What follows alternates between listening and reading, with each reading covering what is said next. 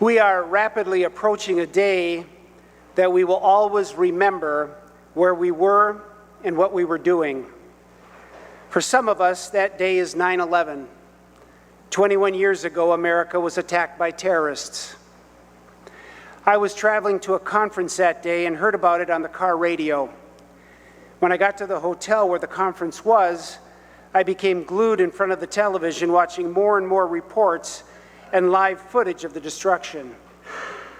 At one point, one of the newscasters, a prominent network anchorman, received a piece of paper from off camera, which he then read to himself. His expression became very somber, and he looked into the camera and said these words I will never forget. He said, "I just learned the origin and destination of one of the planes.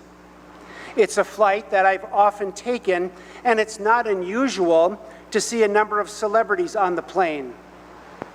There might well have been some important people on that plane. There might well have been some important people on that plane." This arrogant and ignorant comment is an example of what humility is not. Some people make the center of their lives power, money, or pleasure, and do whatever they can to attain it. They've made their desires their God. The central message of the Bible is there's one true God, and He alone you shall worship.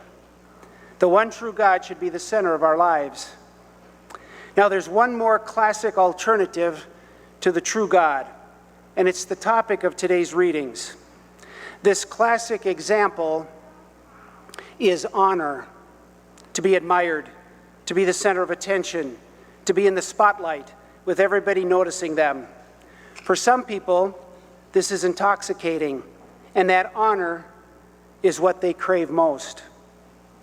Honor is a fleeting, fragile thing, because for those who desire it, their lives are utterly in the control of other people. To be in love with honor means your joy depends upon the unpredictable approval of the crowd. You can be achieving the best things that you can, but if the crowd doesn't like you, you're not happy. You could be doing the worst things that are damaging to you and to others, but if the crowd likes it, you're okay. You are under other people's control, and the crowd is not very good at honoring the right people. Those who are truly good, righteous, full of love, truth, and humility are often ignored by the crowd. When being popular is most important in our life, it's hard to add goodness, truth, and humility to our life. Imagine you're looking out at a beautiful sunset, admiring the countryside, and you're absorbing God's beauty, and not one soul is paying attention to you. There's more truth, value, and goodness in that simple act than in the admiration of a huge crowd. Or you're helping a child with their homework, doing a simple act of love. No one notices you. No one sees you. No one admires you. There's more truth and goodness in that act than in the cheers of 1,000 people. What can we do when we find ourselves desiring honor?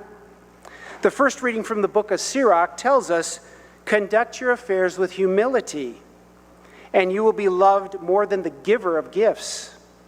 Humble yourself the more, the greater you are, and you will find favor with God." Humility comes from the word humus, meaning the earth. To be humble is to be connected to reality.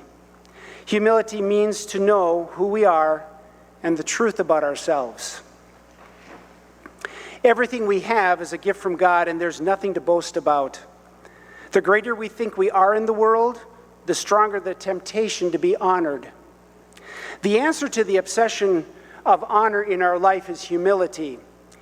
And Jesus in the gospel gives us practical advice on how to overcome the desire to be honored. In the gospel, Jesus tells us that when we are invited by someone to a wedding, not to sit in the place of honor in case some greater dignitaries have been invited. The host of the wedding may come to you and say, "Make room for this person," and you have to go shamefully to the lowest place. To avoid this, Jesus tells us to immediately go to the lowest place. A wedding banquet is frequently a biblical image of the heavenly banquet. This parable is a warning that it will be more painful if at the heavenly banquet we find ourselves put down over those who had no desire for honor. Those who are most distinguished in God's eyes because of their humble love may be the very ones whom we consider to be of little worth. What we do now is preparing us for our reception in heaven. Our competitive culture tempts us in so many ways to elbow others out as we try to climb the ladder of self-importance and success. Now, back to that prominent newscaster from 9/11 who said there might well have been some important people on that plane. Everyone on that plane was important. Humility is to know the truth about ourselves and who we are.